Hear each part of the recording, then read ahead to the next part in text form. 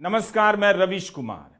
क्या सही में इलेक्टोरल बॉन्ड से बीजेपी को चंदा कम मिला है? विपक्षी दलों को कहीं ज्यादा चंदा मिला है? क्या ऐसे पोस्ट आपको भी व्हाट्सएप ग्रुप में मिल रहे हैं? जो तर्क सुप्रीम कोर्ट में नहीं चला, तमाम खोजी रिपोर्ट में ध्वस्त हो गया, उन तर्कों को व्हाट्सएप यूनिवर्सिटी के नाले में बहाया जा रहा है, जहां मिडिल क्लास के अंकिल सीवेज ट्रीटमेंट प्लांट बनकर इस गंदे पानी को साफ कर रहे हैं, गंगा जल में बदल रहे हैं। फिर हाउसिंग सोसाइटी और तमाम व्हाट्सएप ग्रुप से जुड़े लोग इसे चरणामृत की तरह ग्रहण किए जा रहे हैं। चिंता की बात है कि जो तर्क लॉजिक व्हाट्सएप ग्रुप में घूम रहा है, उसी तरह की बातें गृह मंत्री अमित शाह भी करने लगे हैं। हिंदू सुख में डूबे मिडिल क्लास की इस कॉजिस्ट्री, थेथरोलॉजी, कुतर्कोलॉजी पर आज इस वीडियो में बात करनी पड़ेगी। इसी लॉजिक से ये कभी महंगाई को सपोर्ट करते हैं, कभी बेरोजगारी को। यह वायरस किसी भी तार्किक समाज के लिए बेहद खतरनाक है। यह इतना झूठ समेटकर धार्मिक या आध्यात्मिक हो ही नहीं पाएगा, क्रिमिनल हो जाएगा। इसलिए इस पर हम विस्तार से आज बात करेंगे, मगर इनकी भी थोड़ी बात कर लेते हैं। ब्लूमबर्ग से आरंभिक समाचार यही है कि अमेरिका में घूस देने के किसी मामले में इनके आचार व्यवहार यानी कंडक्ट की जांच होने जा रही है। आरोप है कि गौतम अडानी की कंपनी या कंपनी से जुड़े लोगों ने ऊर्जा क्षेत्र से जुड़े एक प्रोजेक्ट को पाने के लिए भारत में अधिकारियों को घूस खिलाया। वॉशिंगटन की जस्टिस डिपार्टमेंट की फ्रॉड यूनिट और न्यूयॉर्क की ईस्टर्न डिस्ट्रिक्ट के अटॉर्नी इस मामले में जांच करेंगे। अडानी समूह ने ब्लूमबर्ग न्यूज से कहा है कि उन्हें ऐसी किसी जांच के बारे में जानकारी नहीं है। ब्लूमबर्ग की ही ये खबर है। कुछ ना कुछ इनके बारे में छपता ही रहता है, मगर होता कुछ नहीं। अमेरिका में जांच हो रही है, लेकिन भारत में चंदे के खेल में कॉरपोरेट और सत्ताधारी पार्टी रंगे हाथ धरे गए।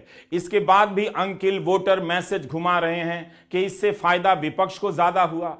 क्या प्रधानमंत्री नरेंद्र मोदी 2017 में विपक्ष के कल्याण के लिए इलेक्टोरल बॉन्ड की योजना लेकर आए थे? तो नाम भी रख देते, प्रधानमंत्री विपक्ष कल्याण चंदा योजना रख देते इसका नाम भी, और हर बॉन्ड के एक झोला भी बनवा देते जिस पर उनकी तस्वीर चिपकी होती। इस तरह के व्हाट्सएप पोस्ट से तमाम सवाल गायब कर दिए जा रहे हैं, जैसे छापे के बाद बॉन्ड खरीदने की बात, बॉन्ड खरीदने के बाद ठेका मिलने की बात।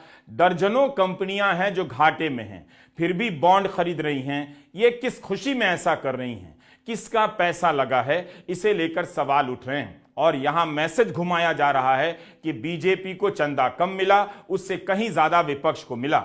हम एक ऐसे मैसेज की बात करने जा रहे हैं जिसकी दलीलों को देखकर आप भी सर पीट लेंगे कि इस तर्क पर यकीन कौन करेगा, मगर करने वाले लाखों लोग हैं। इस व्हाट्सएप पोस्ट के अनुसार बीजेपी की 18 राज्यों सहित केंद्र में सरकार है, तो 11,500 करोड़ का चंदा मिला।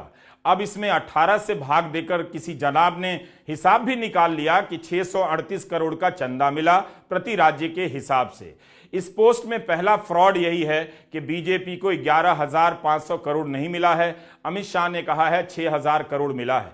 फिर भी व्हाट्सएप पोस्ट के अनुसार तृणमूल की एक राज्य में सरकार है, उसे 3,214 करोड़ का चंदा मिला है। बीजेडी की एक राज्य में सरकार है तो उसे 1,550 करोड़ का चंदा मिला।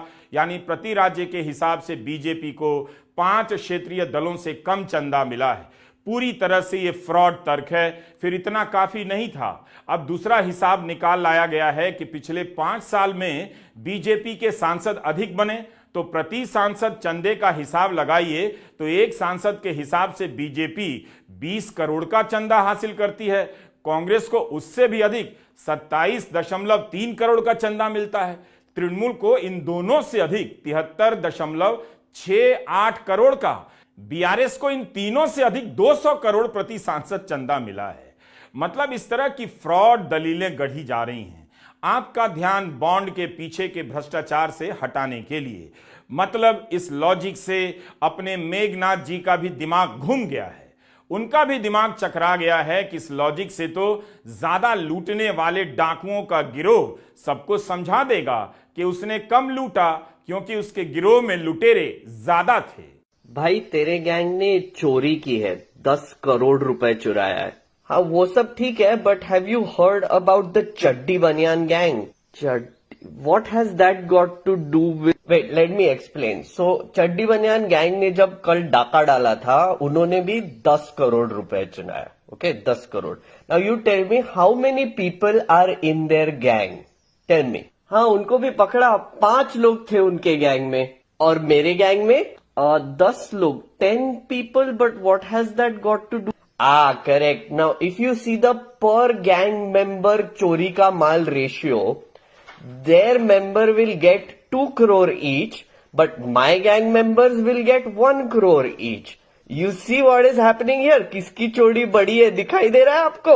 But भाई तूने भी तो और तेरे गैंग ने तो चोरी की है ना, CCTV फुटेज है हमारे. अरे सर, चोरी तो सभी करते हैं. You have such amateur understanding of economics and socio-political realities.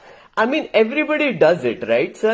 And वैसे भी कुछ भी कर लो, आएगा तो किसी भी एंगल से देखिए तो इस तर्क में गड़बड़ ही गड़बड़ है. पहली बात कि बॉन्ड के नियमों में कहीं नहीं लिखा है कि पार्टी के पास कितने सांसद हैं, इस हिसाब से बॉन्ड खरीदा जाएगा.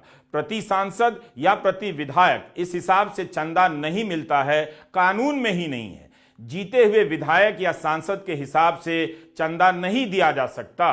पहले भी ऐसा नहीं होता था. कानून में अगर ऐसा लिखा होता कि जिस पार्टी के सदस्य ज्यादा होंगे उसे ज्यादा बॉन्ड मिलेगा, तो सुप्रीम कोर्ट ही इसे आसानी से रद्द कर देता. 2019 के लोकसभा चुनाव के उम्मीदवारों के हिसाब से देखिए तो कांग्रेस और बीजेपी को करीब करीब बराबर चंदा मिलना चाहिए, लेकिन आप देखेंगे कि कांग्रेस से 4 गुना ज्यादा बीजेपी को चंदा मिला है. इस हिसाब से 2019 में भाजपा ने 437 उम्मीदवार खड़े किए थे और उसे बॉन्ड से 1660 करोड़ का चंदा मिला, यानी हर उम्मीदवार पर 3.9 करोड़ का. कांग्रेस ने 423 उम्मीदवार खड़े किए और बॉन्ड से चंदा मिला 388 करोड़ का, यानी हर सीट पर 90 लाख. भाजपा को कुल बॉन्ड का 95% हिस्सा मिला था. क्या वाकई लोगों के सोचने का स्तर यही है कि वे इसे सही मान रहे हैं? इसे गंभीरता से लेना चाहिए आपको. यह मजाक की बात नहीं, खतरनाक बात है कि यह post housing society, school, teacher से लेकर डॉक्टर और अन्य पेशेवर समूहों के व्हाट्सएप ग्रुप में घुमाया जा रहा है. व्हाट्सएप का पोस्ट और गृहमंत्री का बयान जब एक जैसा झलकने लगे तो इस दलील को आप केवल हंसकर नहीं छोड़ सकते. समझना पड़ेगा और लोगों को समझाना पड़ेगा कि अंकिल सब इस दलील पर सीरियसली यकीन कर रहे हैं. चिंता की बात है. गृहमंत्री अमित शाह इंडिया टुडे के कार्यक्रम में थे, वहां उन्होंने विचित्र सा तर्क दिया और ये उनके ही शब्द हैं जो मैं पढ़ रहा हूं. कहते हैं, एक परसेप्शन चल रहा है कि भाजपा को फायदा हुआ क्योंकि हम पावर में हैं. भाजपा को अप्रॉक्स 6,000 करोड़ के बॉन्ड मिले, टोटल 20,000 करोड़ के बॉन्ड हैं. तो 14,000 करोड़ के बॉन्ड कहां गए?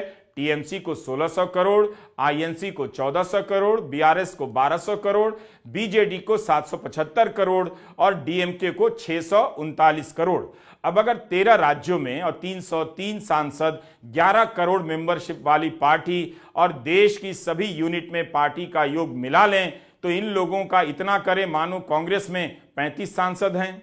अब अगर 13 राज्यों में और 303 सांसद, 11 करोड़ मेंबरशिप वाली पार्टी और देश की सभी यूनिट में पार्टी का योग मिला लें, इन लोगों का इतना करें मानो कांग्रेस में 35 सांसद हैं, उनके 300 हो तो क्या हो? लगाते हैं तो टीएमसी के 20,000 करोड़ के बॉन्ड होते, बीआरएस को 40,000 करोड़ के बॉन्ड होते और कांग्रेस को 9,000 करोड़ के.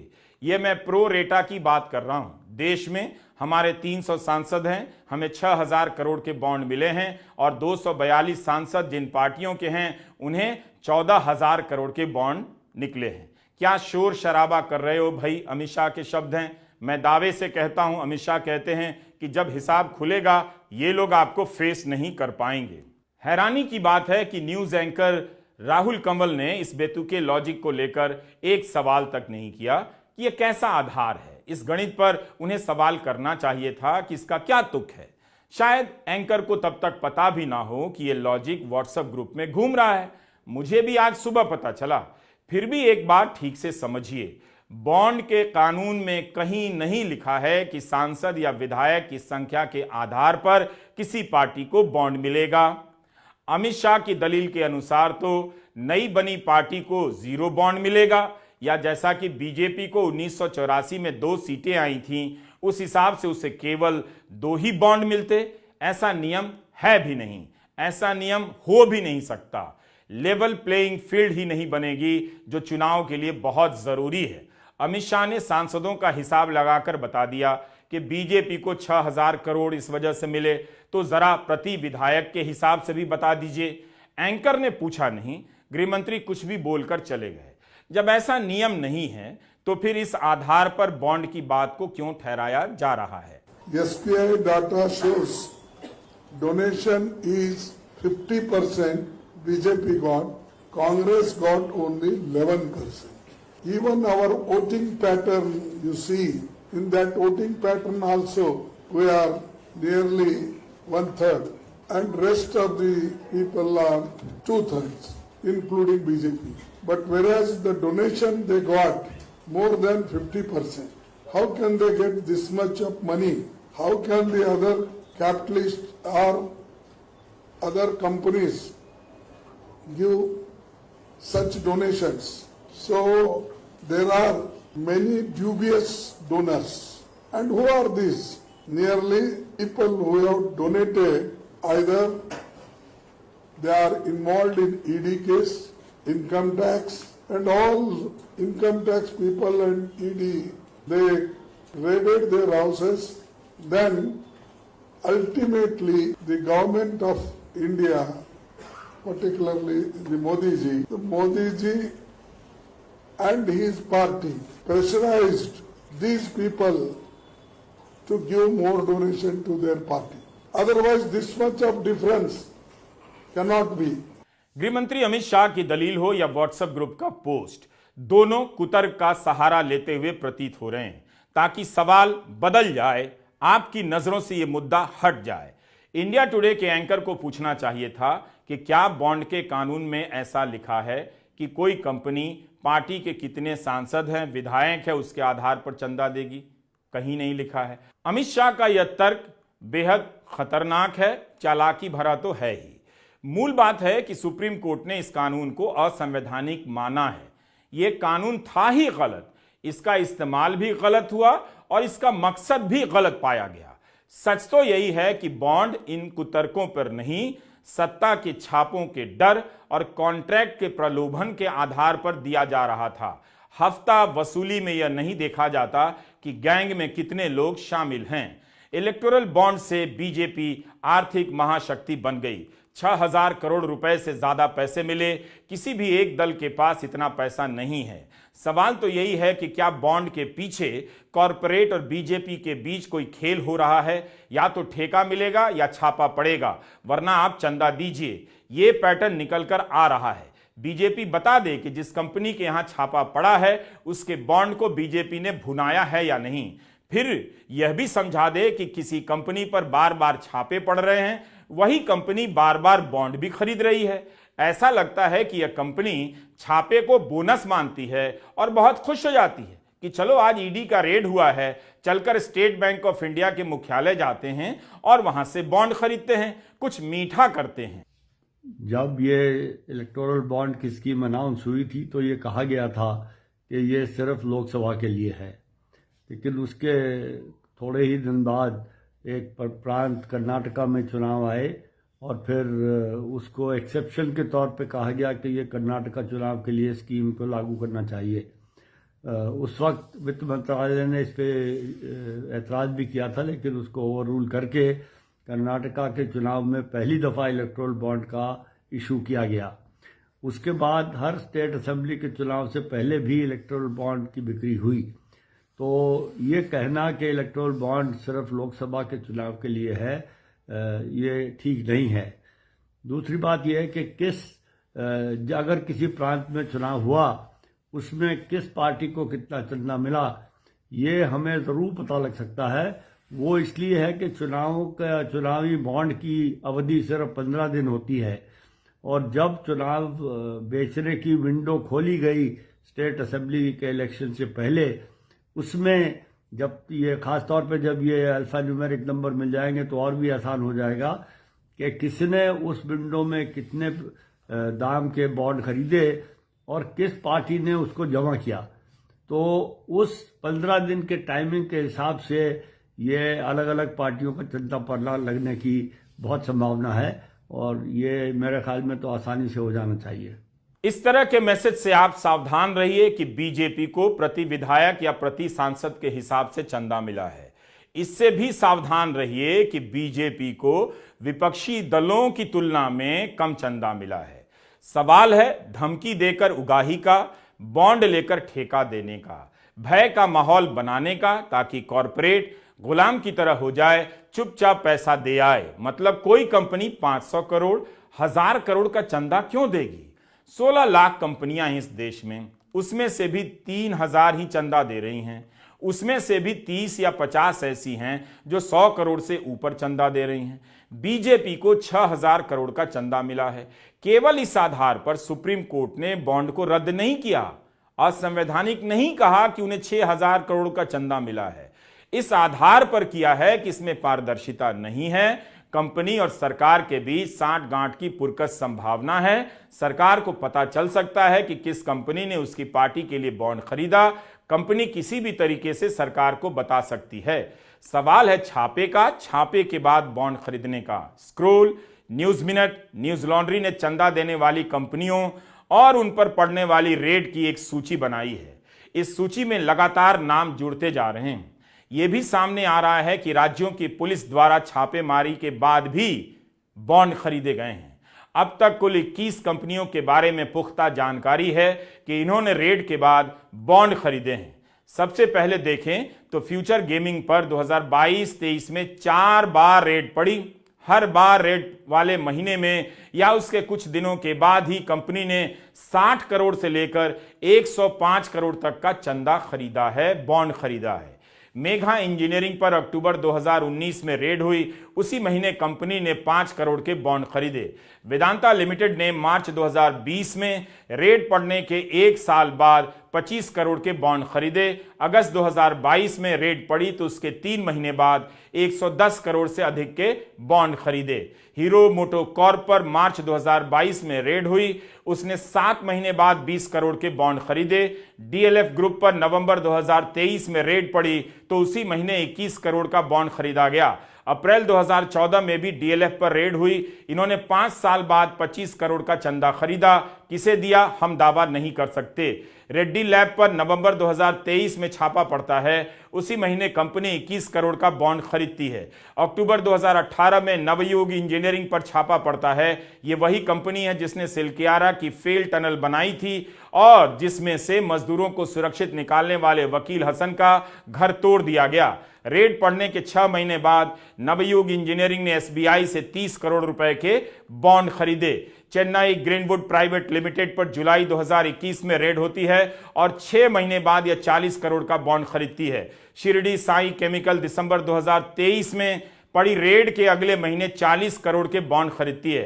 केवेंटर समूह ने ईडी की जांच चलने के दौरान 600 करोड़ के बॉन्ड खरीदे। सीबीआई और ईडी जैसी चीज नहीं है, वो बीजेपी का औजार है, वो बीजेपी के कंट्रोल में है। हिंदुस्तान में जो हमारे इंस्टीट्यूशंस हुआ करते थे वो आज इंस्टीट्यूशंस हिंदुस्तान के नहीं है। चाहे वो इलेक्शन कमीशन हो, चाहे वो सीबीआई हो, ईडी हो, ये सब हो, ये अब बीजेपी और आरएसएस के हथियार हैं। ये हिंदुस्तान के इंस्टीट्यूशंस नहीं रहे, इसीलिए ये जो हो रहा है ये हो पा रहा है। अगर ये इंस्टीट्यूशंस अपना काम करते, अगर सीबीआई अपना काम करती, ईडी अपना काम करती, तो ये नहीं होता। तो उनको ये भी सोचना चाहिए, ये जो सब कर रहे हैं, कि किसी ना किसी दिन बीजेपी की सरकार बदलेगी और फिर कार्रवाई होगी, और ऐसी कार्रवाई होगी कि मैं गारंटी कर रहा हूं ये फिर से कभी नहीं होगा। तो उनको भी सोचना चाहिए। याद रहे कि अभी तक 4000 करोड़ रुपए के बॉन्ड की जानकारी जारी नहीं की गई है। अभी तक हम इसके बारे में कुछ भी नहीं जानते हैं। इस तरह के मामले में ईडी से भी सवाल पूछा जाना चाहिए कि जितनी कंपनियों पर छापे पड़े हैं उनके बारे में जांच कहां तक पहुंची है और सजा कितनों को हुई है। क्या बॉन्ड खरीदने के बाद जांच की रफ्तार धीमी कर दी गई है? इसकी जांच तो होनी चाहिए। बीजेपी को तो पता होगा कि किसने चंदा दिया है। वह बता दे कि फ्यूचर गेमिंग ने चंदा नहीं दिया, या जिसने भी चंदा दिया उन सभी के नाम बता दे। अब तो गोपनीयता का कानून भी रद्द हो गया है, सबके नाम पब्लिक में आ चुके हैं। तो बीजेपी क्यों नहीं बता रही है? जिस पर मनी लॉन्ड्रिंग के आरोप हैं, ईडी का छापा पड़ रहा है, वही कंपनी बॉन्ड खरीदती है। और अगर बीजेपी ने उसे भुनाया होगा तो क्या वह सामान्य अपराध है? सुप्रीम कोर्ट ने अभी अभी कहा प्रोसीड्स ऑफ क्राइम अगर पार्टी तक पहुंच गया तो पूरी पार्टी को भी एक्यूज बनाना चाहिए। तो इस तरीके से तो भारतीय जनता पार्टी के ऊपर उन सब मामलों में, जिन मामलों में पीएमएलए उन दोषी कंपनियों के ऊपर अट्रैक्ट हुआ, उस प्रोसीड्स ऑफ क्राइम को भारतीय जनता पार्टी तक पहुंचने तक, और जैसे ही पहुंचा तब प्रोसीड्स ऑफ क्राइम की बेनिफिशियरी भारतीय जनता पार्टी भी बन जाती है, या जो पॉलिटिकल पार्टी वो पैसा लेती है वो भी बन जाती है, और वो भी उन मुकदमों में एक्यूज बनाई जानी चाहिए। आपने देखा कि सुप्रीम कोर्ट की सख्त चेतावनियों के बाद भी जानकारी छिपाने के लिए क्या क्या नहीं किया गया, क्या क्या नहीं कहा गया। स्टेट बैंक सुप्रीम कोर्ट गया, 136 दिन चाहिए जानकारी देने के लिए, तरह तरह के बहाने बनाने लगा। सुप्रीम कोर्ट ने जब कहा 24 घंटे में जानकारी दीजिए, जानकारी आ गई। कैसे दे दी गई जानकारी? इसमें भी आखिरी कोशिश यह की गई कि जानकारी नहीं देते हैं, बॉन्ड पर लगा यूनिक कोड नंबर नहीं बताते हैं।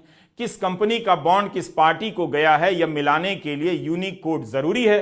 तो ये कौन है जो चाहता है कि इसकी जानकारी लोगों तक नहीं पहुंचे कि किस कंपनी का कितना पैसा किस पार्टी को मिला है? क्या आपने यह रिपोर्ट ठीक से नहीं देखी? प्रूडेंट इलेक्टोरल ट्रस्ट पर कृष्ण कौशिक की यह रिपोर्ट यही तो बताती है कि कई बड़ी कंपनियों ने मिलकर इस ट्रस्ट को पैसा दिया। इस ट्रस्ट ने 75% चंदा केवल बीजेपी को दिया। क्या इस ट्रस्ट ने प्रति सांसद के हिसाब से दिया, विधायकों की संख्या के हिसाब से दिया? इस रिपोर्ट को पढ़िए तो, अपनी आंखों को खोलिए तो। अमित शाह विपक्ष को कहते हैं कि ऐसी जानकारी आएगी कि मुंह नहीं दिखा पाएंगे। खुद उनकी पार्टी ने किस किस से चंदा लिया क्यों नहीं बता देते? केवल छापे के बाद चंदे का सवाल नहीं है, यह भी है कि क्या कहीं और का पैसा, किसी और का पैसा इस रूट से राजनीतिक दलों को दिया गया और उसे व्हाइट मनी बनाया गया। बॉन्ड खरीदने वाली कंपनियों के बारे में एक से एक जानकारियां आ रही हैं। आप लोग सक्रिय हो जाइए, हर तरह के व्हाट्सएप ग्रुप में इस तरह के वीडियो को डालिए, हमारे वीडियो को डालिए और उनसे कहिए कि देखकर बताइए, फ्रॉड मैसेज देकर बॉन्ड को सही मत मानिए। यह भयंकर घोटाला है। कानून बनाकर हर तरह के भरोसे की इसके जरिए हत्या की गई। रिपोर्टर्स कलेक्टिव की एक और नई रिपोर्ट आई है। चंदा देने वाली एक कंपनी है वंडर सीमेंट। इस कंपनी और इसके मालिक के परिवार ने कुल 28 करोड़ के इलेक्टोरल बॉन्ड खरीदे। इसके मालिक है विमल पाटनी, वही आदमी जो सोहराबुद्दीन केस में गृहमंत्री अमित शाह के साथ सह आरोपी था। इस मामले में विमल पाटनी भी बरी हो गए। सीबीआई ने अपनी जांच में कहा था कि सोहराबुद्दीन विमल पाटनी से हफ्ता वसूली की कोशिश कर रहा था। बाद में गांधीनगर के पास उसका एनकाउंटर हो गया, पत्नी गायब हो गई, साथ ही तुलसी प्रजापति के पुलिस द्वारा मारे जाने की खबर आई। इसी विमल पाटनी के बारे में जानकारी सामने आई है कि इनकी कंपनी वंडर सीमेंट ने वित्त वर्ष 2023 में 250 करोड़ का मुनाफा कमाया, 20 करोड़ का चंदा दिया। रिपोर्टर्स कलेक्टिव ने रिपोर्ट किया है। क्या आपको अभी भी इस बॉन्ड के सहारे एक तरह का गिरोह बनता नहीं दिख रहा है, जिसका देश के बिजनेस के बड़े हिस्से पर नियंत्रण होता जा रहा है? वित्त मंत्री निर्मला सीतारमण ने इंडिया टुडे के समारोह में कह दिया, हो सकता है हमने चंदा मिलने के बाद भी रेड की हो। हाँ, क्यों नहीं हो सकता है? फ्यूचर गेमिंग के केस में दिख तो रहा है कि रेड होने के बाद बॉन्ड खरीदा कंपनी ने, बॉन्ड खरीदने के बाद भी रेड हुई है। वित्त मंत्री के जवाब का भी कोई मजबूत तर्क नहीं है।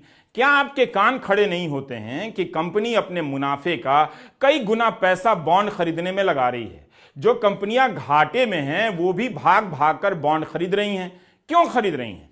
न्यूज लॉन्ड्री और न्यूज मिनट ने एक और दानदाता के बारे में जानकारी निकाली है।